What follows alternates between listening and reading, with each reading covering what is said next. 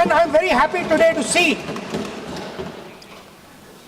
that the so-called Home Minister of this country does not have the courage to come and sit here. Sir, I saw the carcade, 30 cars, with the Home Minister sitting inside the car like that. He's not here today because he is scared. Sir, the Home Minister authorized the shooting of our students, sir. He put pellets into the blood of our students. మిత్రులారా, home minister Amit Shah భయపడి పార్లమెంటుకు రావడం లేదు. ఇదే పెద్ద talk ఇప్పుడు దేశమంతా. నిజంగానే ఆయన భయపడి రావడం లేదా? ఆ రాకపోవడం వెనక ఇంకేదైనా వ్యూహం ఉందా? ఈ వీడియోలో మనం చర్చిద్దామండి. First of all, Rahul Gandhi భయంకరమైనటువంటి దాడి మొదలుపెట్టాడు. ఆ దాడి ఏమిటయా అంటే, జూలై 20వ తేదీన జంతర్ మంతర్ నుంచి పార్లమెంటుకి శాంతియుతంగా ప్రొటెస్ట్ చేస్తున్నటువంటి విద్యార్థి సమూహం మీద విపరీతంగా దాడి చేశారు పోలీసులు. పెల్లెట్ గన్స్ వాడారు, బాష్పవాయువు ప్రయోగించారు, అలాగే లాఠీలకి మేకులు కొట్టినటువంటి లాఠీలు, ఇవన్నీ కూడా ఇవన్నీ ఎవరి ఆదేశంతో చేశారని చెప్పేసి రాహుల్ గాంధీ ప్రశ్నిస్తున్నాడు. సరే, రాహుల్ గాంధీ చేస్తున్నటువంటి ప్రశ్న ఏమిటి, ఆయన చూపిస్తున్నటువంటి పవర్ పాయింట్ ప్రజెంటేషన్ ఏమిటి, ఆయన లేవనెత్తుతున్నటువంటి విషయాలు ఏంటి అనేటటువంటిది ఇప్పుడు మనం ఈ వీడియోలో చర్చిద్దాం. కానీ అసలు ముఖ్యంగా పోలీస్ ఫైరింగ్కి ఎవరు ఆర్డర్స్ ఇచ్చారు? సో దీనికి సంబంధించి జవాబు చెప్పాల్సినటువంటిది ఒకే ఒక్క వ్యక్తి, ఆయనే హోమ్ మినిస్టర్. సో ఆయన పార్లమెంట్లో ఈ చర్చ జరుగుతూ ఉంటే లేదు. పేపర్ లీక్కి సంబంధించినటువంటి బిల్లును ప్రవేశపెట్టారు, దాని మీద ఏదో చర్చ సాగుతుంది. కానీ లోక్సభలో ప్రతిపక్ష నాయకుడు రాహుల్ గాంధీ కానీ, సమాజ్వాదీ పార్టీ నాయకుడు కానీ, ఇతర ప్రతిపక్షాల నాయకులు కానీ పిల్లల మీద జూలై 20వ తేదీన శాంతియుతంగా ప్రదర్శన చేస్తున్నటువంటి విద్యార్థుల మీద ఇంత దారుణమైనటువంటి హింసకు ఆర్డర్స్ ఇచ్చింది ఎవరు చెప్పమానండి. సో దాన్ని హోమ్ మినిస్టరే జవాబుదారీ దీనికి. ఎందుకంటే ఆర్ఏఎఫ్ అంటే ర్యాపిడ్ యాక్షన్ ఫోర్స్ ఎవరి అడ్రస్ మీద నడుస్తుంది? సిఆర్పిఎఫ్ ఎవరి అండర్లో? హోమ్ మినిస్టర్ అండర్లో. ఢిల్లీ పోలీస్ ఎవరి అండర్లో? హోమ్ మినిస్టర్ అండర్లో. కాబట్టి ఫైనల్గా ఆర్డర్స్ ఎవరివ్వాలి? హోమ్ మినిస్ట్రీ నుంచే ఆర్డర్స్ వెళ్ళాలి. రాహుల్ గాంధీ ఒకటే ప్రశ్న వేస్తున్నాడు, హోమ్ మినిస్టర్ పిల్లల మీద మీరు హింస ప్రయోగించండి, బుల్లెట్స్ ప్రయోగించండి, బాష్పవాయువు ప్రయోగించండి, లాఠీలకు మేకులు కొట్టి ప్రయోగించండి, కరెంటు షాక్ ఇచ్చినటువంటి బ్యాటన్స్ వాటిని ప్రయోగించండి, ఆడవాళ్ళ పట్ల అబ్యూజివ్గా ప్రవర్తించండి, ఆడవాళ్ళని అవమానించండి, వాళ్ళని కొట్టండి, ఆడపిల్లల్ని యూనిఫామ్ లేకుండా మామూలు దుస్తుల్లో వచ్చినటువంటి వ్యక్తుల్ని ప్రవేశపెట్టండి, లాఠీలు పెట్టి. ఇవన్నీ కూడా చేసింది ఎవరు అయ్యా చెప్పండి? రాహుల్ గాంధీ అడుగుతున్నటువంటి ప్రశ్న ఇదే అన్నమాట. సో దీనికి సమాధానం చెప్పాల్సినటువంటి మంత్రి గైర్హాజరు. హోమ్ మినిస్టర్ అత్యంత బలమైనటువంటి వ్యక్తి కేంద్ర సర్కారులో. ఆయన నెంబర్ 2 అంటారు, కానీ చాలా సందర్భాల్లో ఆయనే నెంబర్ 1. ఆయన డెసిషన్స్ మీదే అన్నీ కూడా నడుస్తూ ఉంటాయి. ఆయన ఇలా వేలి మీద మొత్తం ప్రభుత్వ యంత్రాంగాన్ని అంతటి కూడా తిప్పుతూ ఉంటాడు అని చెప్పేసి చెప్తారు. అలాంటి వ్యక్తి రావాలి. సో రాహుల్ గాంధీ అడుగుతుంది ఏమిటి అంటే, నేనే ఆర్డర్స్ ఇచ్చానని మీరు చెప్పండి, నేను ఆర్డర్స్ ఇవ్వకపోతే నేను ఆర్డర్స్ ఇవ్వలేదు, నాకు సంబంధం లేదని చెప్పండి. So either you are culpable or incapable. Orders ఇస్తే నువ్వు దుర్మార్గంగా ప్రవర్తించినట్టు, ఆర్డర్స్ ఇవ్వలేదు నాకేమీ తెలియదంటే నువ్వు ఇన్కేపబుల్, అసమర్థుడైనటువంటి హోంమంత్రి. డైరెక్ట్ అటాక్ రాహుల్ గాంధీ చేస్తున్నాడు అనమాట. సో మిత్రులారా, ఈ 2 రోజుల నుంచి పార్లమెంట్లో సరే బిల్లు ప్రవేశపెట్టారు, పేపర్ లీక్స్కి సంబంధించి దాని మీద చర్చ సాగుతుంది. అందులో బిల్లులో ఉన్నటువంటి విషయాలు ఏంటి ఇవన్నీ కూడా పక్కన పెడితే అందరూ కూడా కేంద్రీకృతం చేశారు హోమ్ మినిస్టర్ మీద దాడి. సో హోమ్ మినిస్టర్ జవాబు చెప్పాలి. అలాంటి హోమ్ మినిస్టర్ జవాబు చెప్పకుండా సభలో లేకపోవడం ఏంటి అనేటటువంటిదే అందరికీ కూడా అనుమానాలు వ్యక్తమవుతున్నాయి. ఇప్పుడు రాహుల్ గాంధీ చెప్తున్నది ఏంటి? హోమ్ మినిస్టర్ తరఫున ప్రభుత్వం నుంచి మంత్రులు చెప్తున్నది ఏంటి? కేంద్ర కార్మిక మంత్రి జితేంద్ర సింగ్ కానీ, కేంద్ర పార్లమెంటరీ వ్యవహారాల మంత్రి కిరణ్ రిజిజు కానీ, బీజేపీ ఎంపీ బీజేపీ ప్రతినిధి సంబిత్ పాత్రా కానీ వీళ్ళందరూ ఏం మాట్లాడుతున్నారంటే ये बार बार स्पष्ट किया गया कि गोली चली ही नहीं। तो गोली चली नहीं, किसी ने गोली चलाने का हुक्म नहीं दिया। అసలు అక్కడ కాల్పులే జరగలేదు, మీరు దానికి హోమ్ మినిస్టర్ జవాబు చెప్పాలని ఎందుకు అడుగుతున్నారని వాళ్ళు అంటున్నారు. అప్పుడు కాల్పులే జరిగినప్పుడు మేము ఎందుకు చెప్తామని, మేము జవాబు చెప్పాల్సినటువంటి అవసరం ఏంటి అని.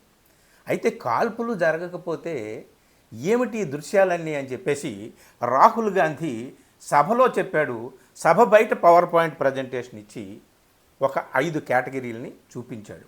The most important issue today, by far, is the following. This issue, where our students, people who are open-minded, ask questions, were brutalized on the streets of Delhi. ఒకటి పెల్లెట్ గన్స్.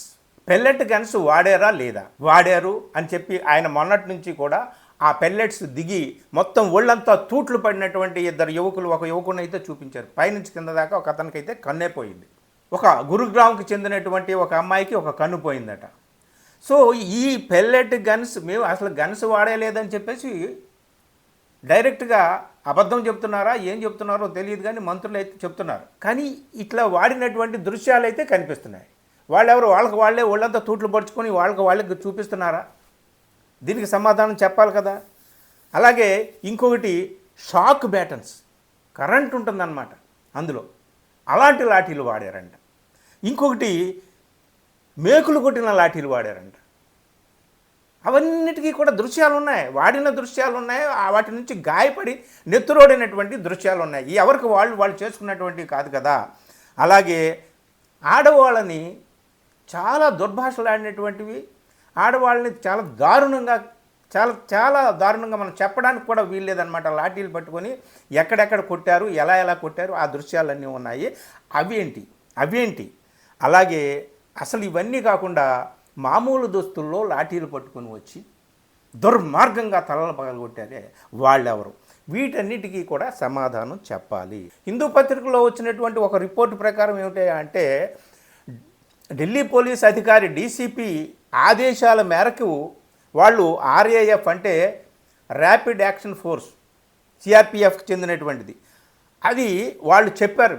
ఏమిటి రిపోర్ట్ అంటే, RAF deputy commandant fired 55 rounds of non electrical shell. 55 రౌండ్లు non electrical shells ప్రయోగించారంటండి, 55 rounds.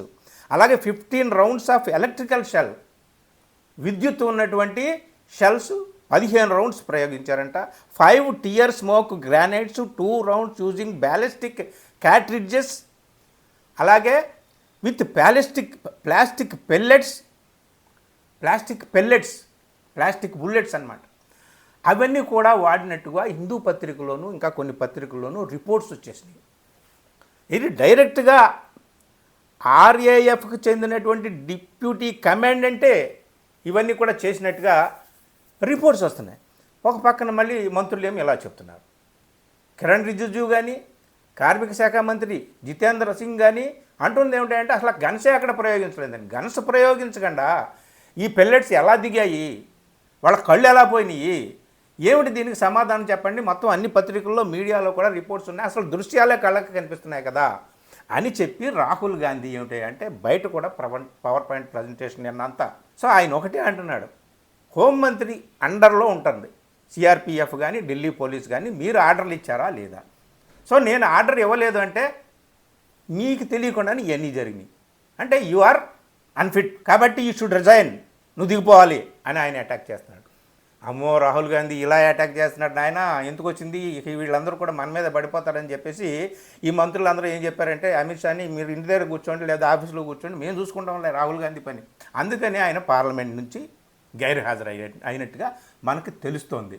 మంత్రులు ఏం చెప్తున్నారంటే అసలు గన్సే అక్కడ పేలలేదంటున్నారు. ఇది పచ్చి అబద్ధం అని చెప్పేసి అన్ని రిపోర్ట్లు కూడా చెప్తున్నాయి. దృశ్యాలు కూడా దృశ్యాలుగా కనిపిస్తున్నాయి. ఈవెన్ సుప్రీంకోర్టు కూడా జవాబుదారీ ఫిక్స్ చేయాలి, దీని మీద కమిటీ వేస్తున్నాము, ఈ కమిటీ నిర్ధారించిన మీదట పోలీసుల యొక్క ఓవర్ యాక్షన్ ఏదైతే ఉందో, ఎక్సెసెస్ ఏదైతే ఉన్నాయో వాటి మీద యాక్షన్ తీసుకోవాలి అని చెప్పి సుప్రీంకోర్టు కూడా సీరియస్ అయినట్టుగా మనకు తెలుస్తుంది. అయితే సుప్రీంకోర్టు వేరే విషయం కూడా చెప్పిందనుకోండి, 18 సంవత్సరాల లోపు ఉన్నటువంటి మైనర్స్ని అందరినీ కూడా వెంటనే రిలీజ్ చేయండి, ఆ తర్వాత మిగిలిన వాళ్ళ మీద ఇన్వెస్టిగేట్ చేయండి అని చెప్పింది. అది కొంచెం మడతపేచి అనుకోండి. అది ఎలా ఉన్నప్పటికీ కూడా పోలీసుల దాడి దృశ్యాలు సుప్రీంకోర్టు చూసింది. దానికి సంబంధించి ఫిక్స్ చేయాలి, బాధ్యుల్ని చర్యలు తీసుకోవాలని చెప్పి సుప్రీంకోర్టు కూడా ఉంది. అంతేకాదండి, AK-47 ఇలా కాలుస్తున్న దృశ్యాలు మన కళ్ళకు కనిపిస్తున్నాయి. బీహార్లో అంతమంది కాల్పులు, 2-3 తీవ్రంగా గాయపడి హాస్పిటల్లో ఉన్నారు. సో ఎవరి ఆదేశాల మేరకు ఇదంతా? సరే, అది బీహార్ పోలీసులకు సంబంధించిన వ్యవహారం అనుకోండి. ఢిల్లీలో జరిగిందంతా కూడా హోమ్ మినిస్ట్రీ అండర్లోనే ఉంటుంది అన్నీ కూడా. కాబట్టి హోమ్ మినిస్ట్రీ సమాధానం చెప్పాలని చెప్పేసి ప్రతిపక్షాలు, ముఖ్యంగా రాహుల్ గాంధీ పట్టుకొని కూర్చున్నాడండి. అందుకనే అమిత్ షా ఇప్పుడు రావట్లేదు సభకి. సరే, సభకు రాకుండా ఆయన ఉంటాడా? సభకు రాకుండా ఉండడం అనేది పారిపోవడమా, తప్పించుకోవడమా, ఎస్కేప్ అవడమా అనేటటువంటిది కాదు. దాన్ని మనం అలా వర్ణించలేము. కానీ దీనికి సమాధానం మా మంత్రులు చెప్పేస్తారో, నేను చెప్పాల్సినటువంటి పని లేదనే నిర్లక్ష్యం, ఒక అహంభావం ఒకటి మనకి కనిపిస్తుందన్నమాట. ఏది ఏమైనప్పటికీ కూడా అమిత్ షా మీద ఇప్పుడు గురి పెట్టబడిందండి. విద్యార్థులు అంతా అయిపోయింది, మా ఆందోళన అంతా అయిపోయింది, మేము కోరుకున్నట్టుగా విద్యామంత్రి రిజైన్ చేశాడు, ఇక మేము వెళ్ళిపోతున్నాం, మేము విశ్రాంతి తీసుకుంటాం అని చెప్పలేదు. ప్రతి రాష్ట్రంలోనూ కూడా ఇప్పుడు మీరు వేట ప్రారంభించారు, ఇది ఇచ్చిన మాట తప్పినట్టు, మరో ఆందోళనకు మేము సిద్ధమవుతున్నామని చెప్పి వాళ్ళు కూడా చెప్తున్నారు. సో విద్యార్థుల నుంచి డైరెక్ట్గా అమిత్ షా సమాధానం చెప్పాలి అని రావటం లేదు. కానీ సుప్రీంకోర్టు దీని మీద యాక్షన్ తీసుకోవాలనేటటువంటిది వస్తుంది. సుప్రీంకోర్టు కూడా రంగంలో దిగింది. ఎవరి మీద యాక్షన్ తీసుకుంటారు ఏమిటనేటటువంటిది తర్వాత ఆ పోలీసు అధికారుల పేర్లతో సహా అన్నీ కూడా బయటకు వచ్చినాయి. కాకపోతే ఇప్పుడు ప్రతిపక్షాలు ఏమిటాయంటే, నిరపరాధులు, నిరాయుధులు శాంతియుతంగా ప్రదర్శన చేస్తున్న విద్యార్థుల మీద ఇంత హింస చేయించినటువంటి, డైరెక్ట్గా ఇంత హింస చేయించింది అమిత్ షాని అని చెప్పి రాహుల్ గాంధీ అంటున్నాడు. నిన్న ఆయన మాట్లాడింది, పార్లమెంట్లో మాట్లాడింది, బయట మాట్లాడింది, పవర్ పాయింట్ ప్రజెంటేషన్ అవన్నీ కూడా మీకున్నాయి, మీరు చూడండి. కాబట్టి గురి అమిత్ షా మీద ఇప్పుడు. Next target Amit Shah resign చేస్తాడా, లేకపోతే అమిత్ షా ఏం చేస్తారు? రాహుల్ గాంధీని తీసుకెళ్ళి లోపల పడేస్తారా? ఈ రెండు విషయాలు ఇప్పుడు తేలాల్సి ఉందన్నమాట. ఏం జరుగుతుంది ఏమిటి అనేటటువంటిది జవాబు చెప్పకుండా తప్పించుకోవడం అనేది, 1-2 రోజులు పార్లమెంటుకు రాకుండా తప్పించుకోవచ్చు. కానీ పిల్లల మీద ఈ హింస జరిగినటువంటి హింస పట్ల కనీసం 2-3 సార్లు రీల్స్ చేసి నరేంద్ర మోడీ అయినా సరే కొంచెం మాట్లాడారు. కానీ అమిత్ షా నుంచి ఒక్క మాట రాలేదు. ఇంతవరకు ఒక్క స్పష్టీకరణ రాలేదు, ఒక ఎక్స్ప్లెనేషన్ కానీ ఏమీ లేదు. కొన్ని ఖండనైనా సరే ఇది నాకు సంబంధం లేదని చెప్పి సంబిత్ పాత్ర అంటున్నారు. అయితే అసలు హోంమంత్రికి సంబంధం ఏంటి? అక్కడ రంగంలో ఉన్నటువంటి వాళ్ళు అక్కడ పరిస్థితిని బట్టి అప్పటికప్పుడు చర్యలు తీసుకుంటారు. ఇప్పుడు ఆదేశాలు ఎవరు? హోంమంత్రి కూర్చొని ఆదేశాలు ఇవ్వడని చెప్పి ఆయన చెప్తున్నాడు. సరే, అలాంటి సమాధానం ఏదో హోంమంత్రి నుంచే వస్తే బాగుంటుంది కదా అని చెప్పి ప్రతిపక్షాలు అడుగుతారు. అయితే 2 పాయింట్లు ఇప్పుడు అడుగుతున్నాడు. కాబట్టి రాహుల్ గాంధీ, నువ్వు ఆర్డర్స్ ఇచ్చావా? ఆర్డర్స్ ఇస్తే అది దుర్మార్గం, ఇవ్వకపోతే నీ అసమర్థత, నీ చేతకంతనం, ఈ 2 కారణాలతో దిగిపోవాలి. నిజంగా రాహుల్ గాంధీ అంటే ఆయన ఏమన్నా రిజైన్ చేస్తాడా? పిల్లలంటే దేశం అంతా కూడా ఒక ఉవ్వెత్తున ఉద్యమించారు కాబట్టి తప్పనిసరిగా అన్నాళ్ళు చూసి 36 రోజుల తర్వాత చూసి అప్పుడు విద్యామంత్రిని రాజీనామా చేయించారు. కానీ అమిత్ షాని రాజీనామా చేయిస్తారు? అసలు అమిత్ షా రాజీనామా చేస్తే అసలు ప్రభుత్వం ఉంటుందా, సర్కారు ఉంటుందా, ఎలా ఉంటుంది పరిస్థితి? కానీ అమిత్ షా రిజైన్ చేయాలని ప్రతిపక్షాలు పట్టు కూర్చొని ఏమవుతుంది ఏమిటి అనేటటువంటిది చూద్దాము. పార్లమెంట్ నుంచి తప్పించుకున్నంత మాత్రాన ప్రజల ప్రశ్నల నుంచి తప్పించుకోలేరు ఎవరు. దీనికి మాత్రం సమాధానం కావాల్సిందే. ఎలాంటి సమాధానం వస్తుందో మనం చూద్దాం. Thank you.